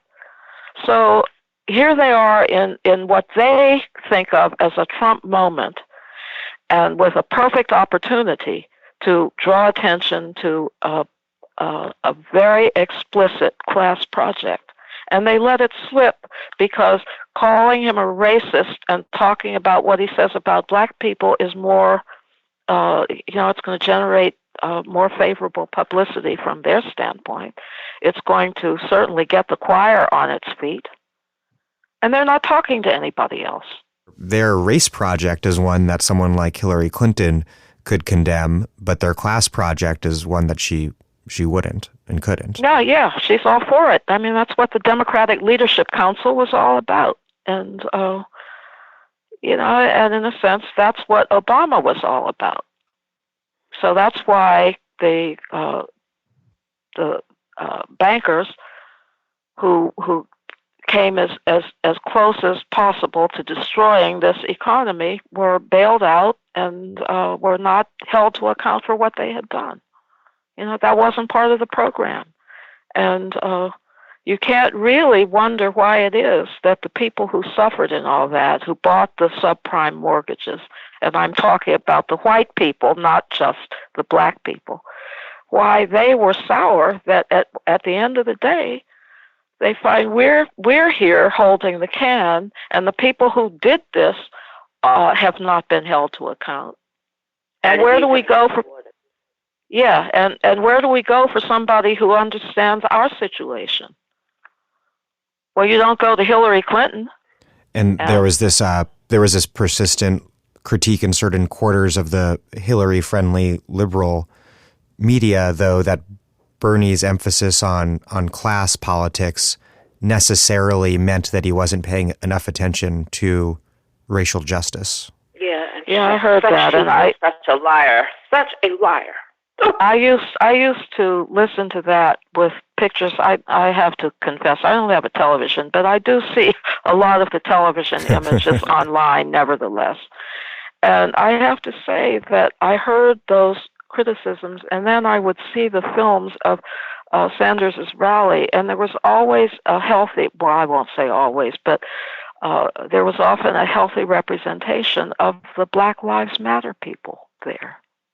Mm-hmm. So a lot of the younger black people, and they may have been ardent Black Lives Matter enthusiasts, but they could see through Hillary Clinton. But well, the polls make it very clear that young people of all sorts backed Bernie over Clinton. Yeah. But it reminds me, though, I did want to ask you, one thing that I wondered reading your book is what role racial identification can have for black people fighting for freedom who've had these racial categories imposed on them. If blackness is a category imposed upon black people by racecraft and by racism, is it possible for people to have a collective racial we in the fight against racism without falling into that trap of essentializing race? And I'm thinking particularly of this at this time when so many young black people are mobilizing under the banner of Black Lives Matter, which has that racial category right in its first word. I'm not sure it's a racial category, although it certainly is a category that draws attention to racism. And that confusion of race and racism is one of the things we try to highlight in Racecraft. Over the years, Americans of African descent have had numerous ways of referring to themselves as a people, because they have been a people, and they've been made a people by the conditions that they have faced, whether those conditions were slavery, or Jim Crow, or segregation, or disfranchisement, job discrimination, segregation across the board in the military, housing, and whatever it was. They faced common circumstances that made them see themselves, recognize themselves as a people. But every time they designated themselves as a people, that became a racial designation. Didn't matter. There were arguments. We make this point in Racecraft. When colored as a term was replaced by Negro, and Negro was replaced by black, and every one of those was a way of defining a people, and every one of them, when it gets into the general vocabulary, is a racial designation.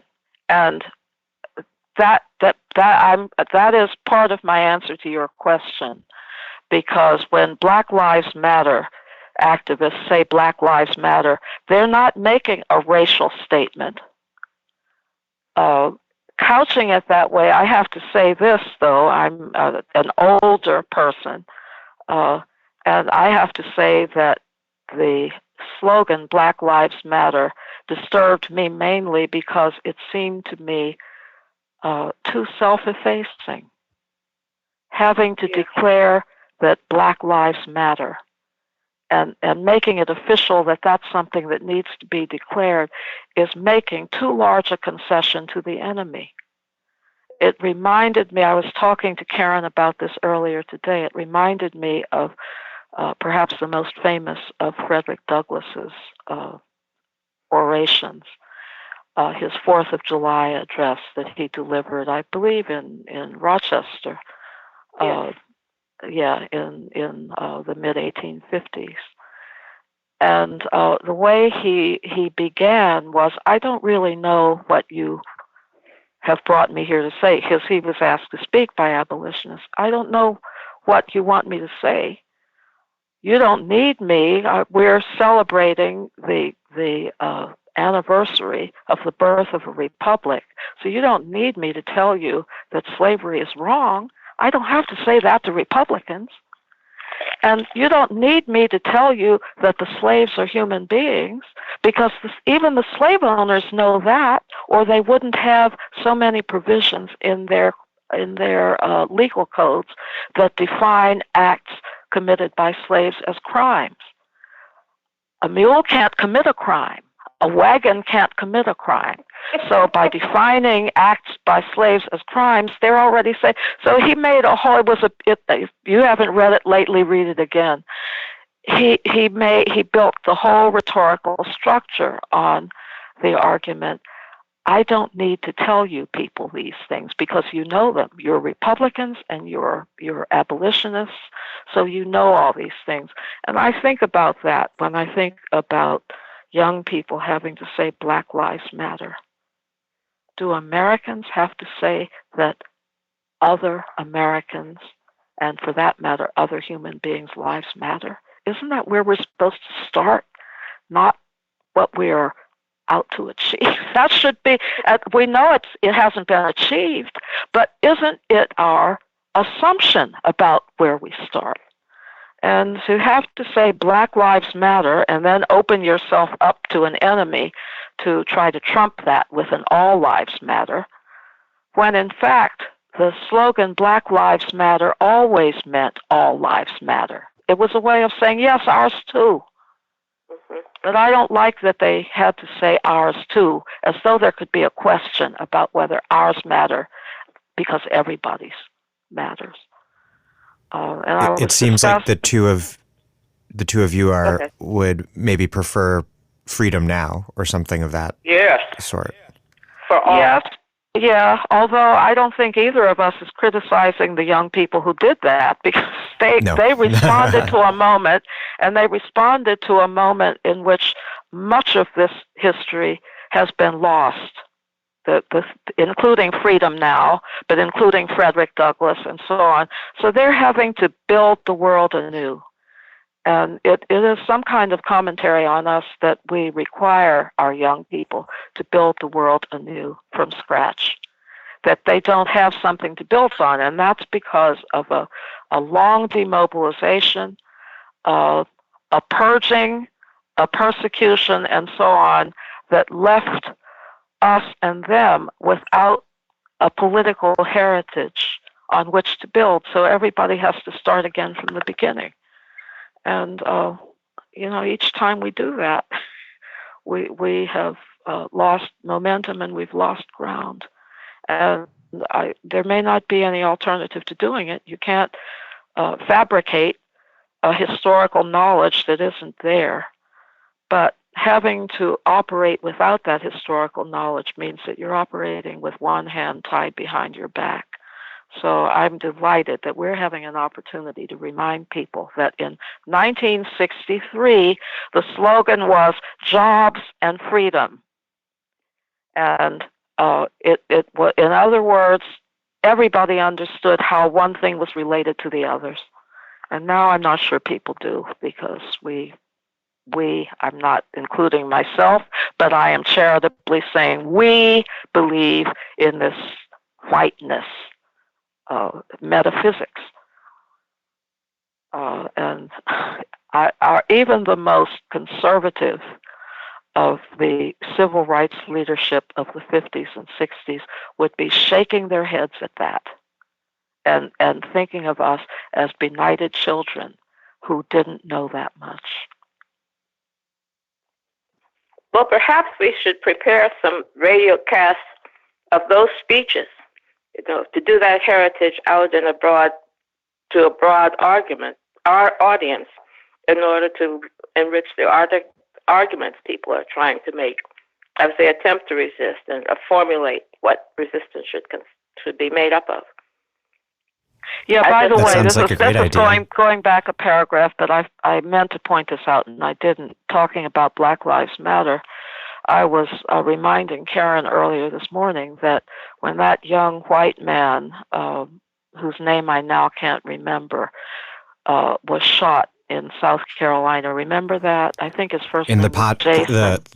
The marijuana bust where he drove away, tried to drive away, and they just shot him to death. But the point is, Seneca, South Carolina, I think, but certainly it was in South Carolina, a young white man, and he was killed by the police.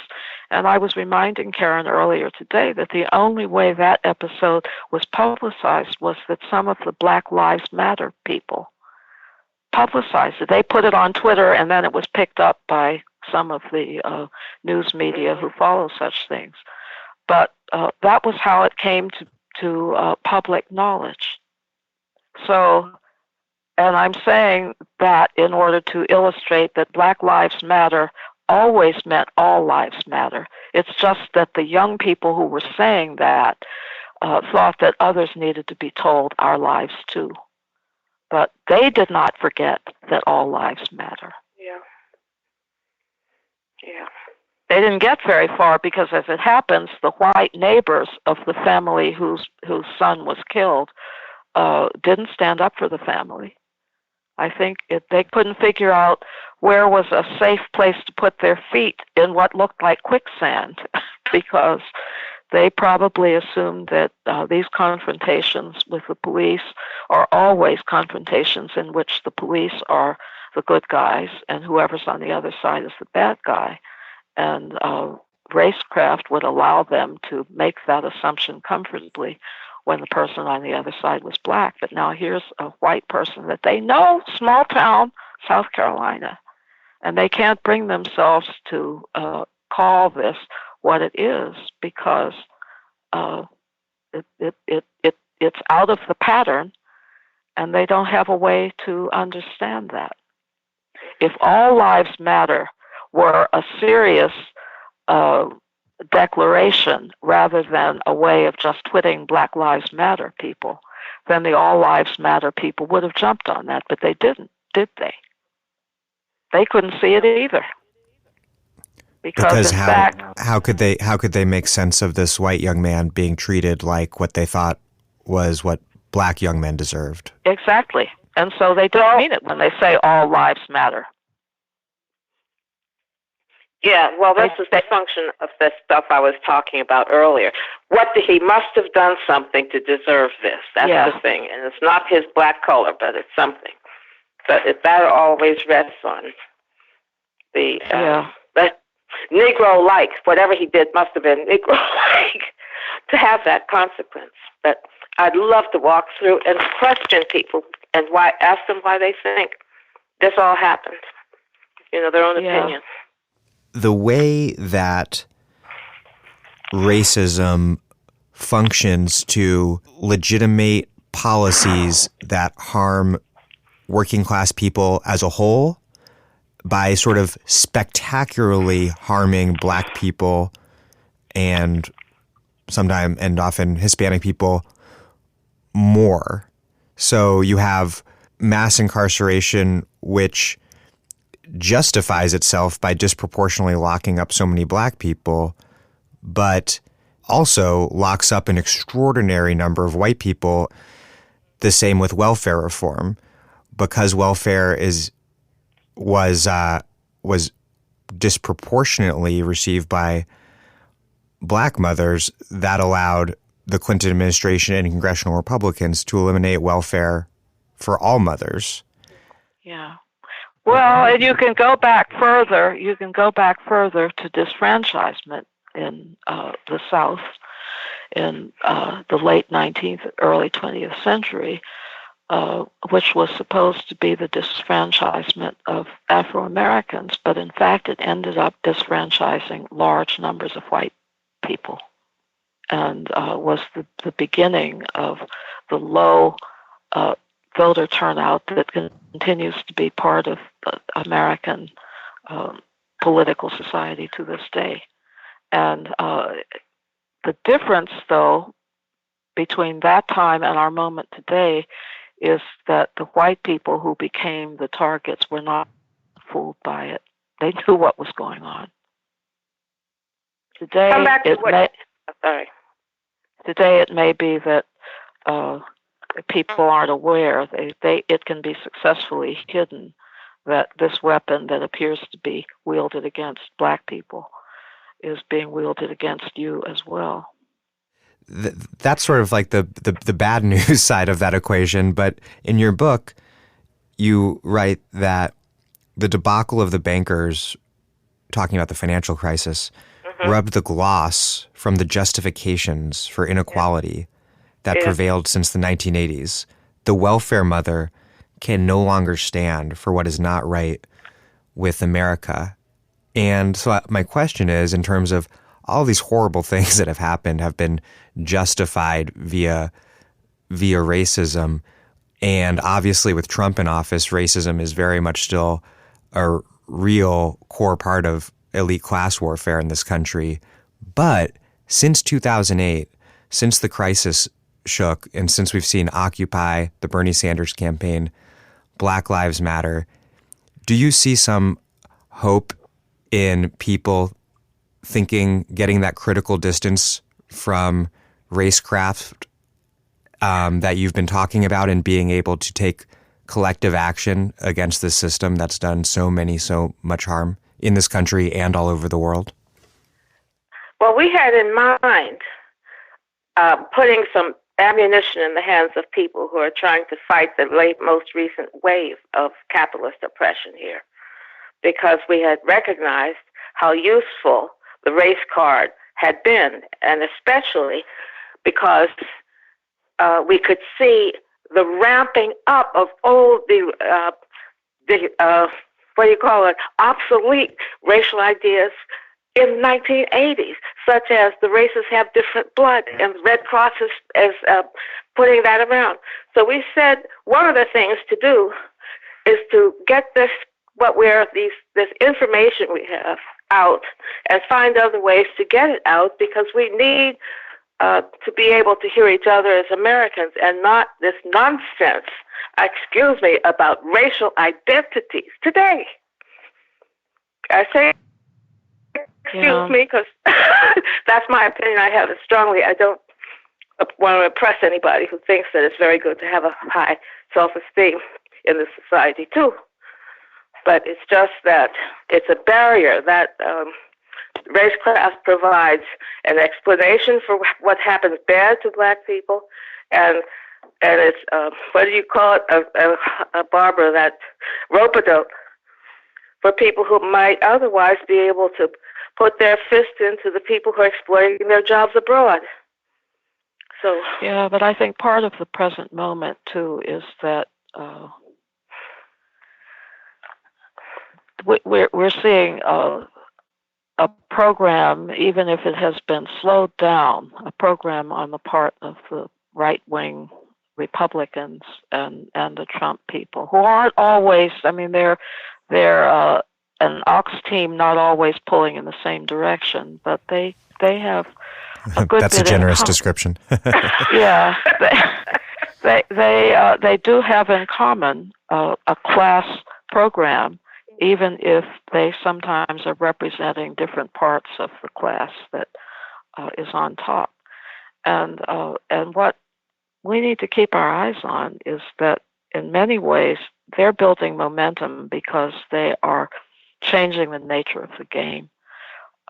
They don't expect, for example, to have to pay for what they're going to do to a good number of white working people, as well as every other kind of working people, if they get this program through, because simultaneously they're working on what I call curating the electorate. They're working on ways to prevent people from voting or to prevent people's votes from counting. And because billionaires, I mean, it's easier to buy a state legislature than to buy the U.S. Congress. But these people can afford to do both. And so they are establishing a kind of momentum that is quite frightening, by which they hope to insulate themselves from being punished by the people they injure. They may not imagine that there's much that black people can do about it. They expect that black people will be punished for what they have, for their injury. You know, the blame will be shifted into stories about welfare again. The welfare mother stories came back in when this process began in the 80s.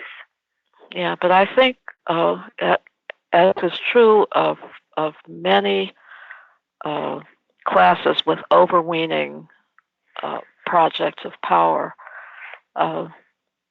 they don't really see their opponents clearly. And so they may not always be aware of what they're unleashing. And this frightens me as much as anything, because while they're confident that they can handle anything that's going to occur because of the racism, the homophobia, all the other ways that they provide fuel for anybody who wants to blow up the social structure.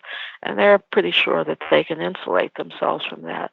But I don't think they really envision what it will be if they truly unleash a white population that is both angry and hopeless. If they imagine that it will all be directed against scapegoats, maybe that's because they don't know what happens when all the holds are barred. I mean, when no holds are barred and all limits are off. So I'm not sure they really understand the fire that they're playing with. And where are the openings and challenges for the left in this moment of incredible flux and uncertainty? Well, I don't know if it's an opening, because I think too many people, well, maybe I shouldn't say the left, because maybe I'm talking about people who may call themselves the left, but they really aren't. But I think they're too progressives. That's the terminology they often use. Too many of them are not thinking about these things in class terms. And so what opening is there for them if their only answer to a general souring of working people with good reason, if their only answer is to say, well, so-and-so and so-and-so, black people and racism, so-and-so and so-and-so, Hispanics, so-and-so and so-and-so, gay marriage, so-and-so and so-and-so, you know, they have a map with all the different pieces. And it almost seems as though they're not aware that their map comes from an era that the enemy has superseded. It's just not working the same way. I watch the Democrats in Congress, and there's something almost laughable about watching Nancy Pelosi and Charles Schumer and all that group when they lumber into action with something that sounds, to use an expression our parents used to use, a day late and a dollar short. Yeah. I'm not sure, in other words, an opening depends on somebody capable of spotting it and capable of exploiting it. That it was depends Bernie short on Sanders, an so they all got organization. scared. Huh? Don't you think? Yeah. Well, yes, in a way, but then I think sometimes the Bernie Sanders people are also the progressives who are sensitive to the. Well, you didn't talk enough about what was specific to black people or what was. Yeah, this is. And then they feel defensive about it, and then they think, well, maybe we ought to do a little of that. It's deadly. To me, what most stood out about the Sanders phenomenon was that Sanders actually found a way to talk about the overall inequality and injustice without trying to speak to individually designated portions of the population as though they were separate entities. And I don't want to lose that. That was a grace that this country was offered without deserving it. And in a sense, it was thrown away, and the Democrats, I blame mainly for it, because they decided that they would rather keep their apparatus and the apparatchiks who benefit by it, because they were threatened by someone who was actually able to leapfrog their... And incorruptible. Yeah, and so they helped to throw away a grace that we were given, and what we got instead is Donald Trump and his people. But his people, and I don't mean just literally his people around him, but the billionaires who've come into their own, they have a way of multiplying their power so that it keeps going up exponentially, and that's what, after a certain point, that's what having that level of money, that level of control over the apparatus is going to do. It goes back to something Thomas Jefferson warned about when he was talking about the Constitution of the state of Virginia and the need to guard against corruption and not allow overweening power anywhere. And he said the trouble with allowing this thing to get out of hand, he said we need to nip it in the bud before we have so many people holding so much power that we can't anymore. And he said the trouble is that the objects of this kind of power are also the engines of it. With men, we will get money. With money, we will get men. Everything turns around in an expanding circle, so that it gets bigger as it goes along. It feeds on what it is seeking. And I know that people will poo-poo Thomas Jefferson when I talk to my students about him. They're going to be remembering only, yeah, he was a slaveholder. Yeah, he did all he could to keep the Haitian Revolution influence from spreading, and all of those things. But he also, and his fellow slaveholder, James Madison, understood something about how power works. And while we are dismissing the other things that they bequeathed us, we need to remember a few of those that we have forgotten. And I remember thinking when Ronald Reagan was elected, I was at the Woodrow Wilson Center in Washington, and I ran into Henry Fairley, who was for my mind, big mouth conservative Brit who came over, worked wrote for the Washington Post, and here he is telling Americans how we ought to organize our societies. So I didn't. He got on my nerves, but I ran into him at the Wilson Center shortly after Reagan was elected, and I said to him, well, at this moment, there's only one politician I have any faith in, and that's James Madison, because I hope he made this machinery sufficiently unworkable that these guys can't really do what they want to do. Well, apparently it wasn't unworkable enough.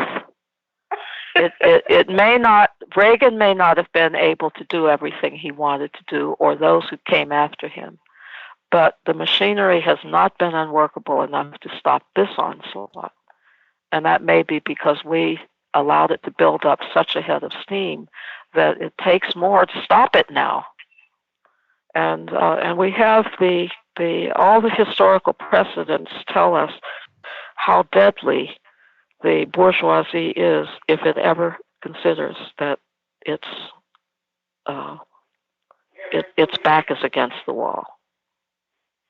I remember somebody making a warning like that back in, I think it was Eric Hobsbawm after the coup in Chile, saying, well, one thing this teaches us is how bloodthirsty the bourgeoisie is.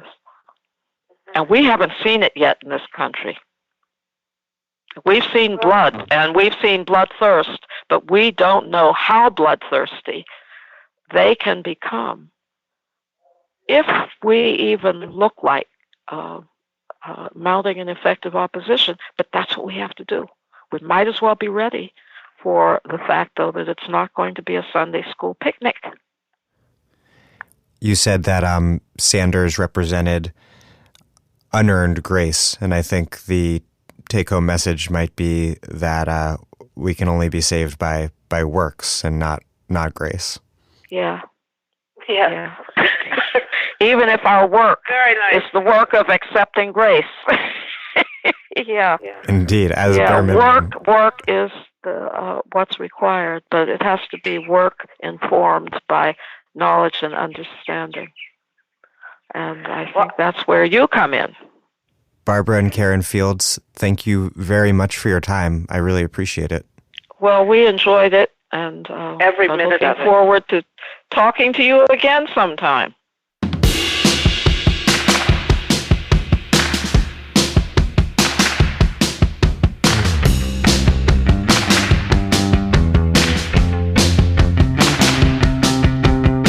Barbara Fields and Karen Fields are, amongst many other things, the co-authors of Racecraft from Verso Books.